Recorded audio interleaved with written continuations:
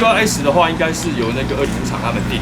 哎，对对对。Megaport 的枪托是他们原厂就已经装好了，还是你们在换装的？原本我们之前采购的，这是最原版跟205厂。205厂在 T8S 除了枪管的增厚之外，那它还有做一些 Megaport 的这个枪托，还有这个我们是叫做折叠准罩。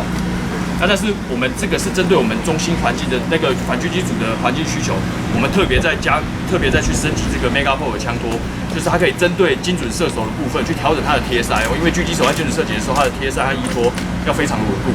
那所以我们就增购了这个可以快速调整的那个枪托，还有它的瞄准镜，让我们的 T8S 达到这个快速交战精准的能力。对，这个品牌。对，那这边是它的那个云台夹座。然后这个窗口是，到现场之后就可以折起来，它马上就可以投入使用。对。那当我们要走的时候，我们要把枪托收纳，然后快拆，就可以收纳进去我们的枪那个细心袋里面，然后马上就做转紧。那抵达现场之后，我们是一样，把它上去之后，快速，然后就把枪托。它是侦测打开，就可以部署完。它的改良的部分，它优越的地方在哪里？就外观来看的话，它最大的不同是，最明显的不同是它的弹夹释放钮，以及左右两侧都有滑套释放钮。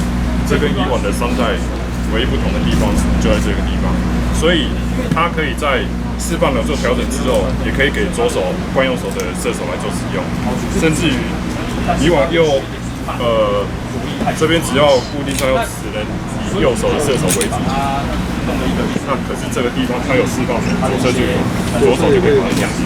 可以直接插弹夹给我们试试看。可以操作的，因为我们看不懂。我们需要小手臂，然后就把这个设计侧面在侧对之后，我们必须把指的目标右手释放回去，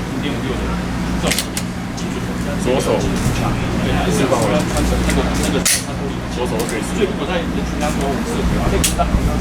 然后最大不同的地方是，它有可调式握把片，这是跟3代最大不同的地方，所以可以依据射手的手掌大小来做调整。以上是就外观的部分是来做解释。所以它的握把的部分可以做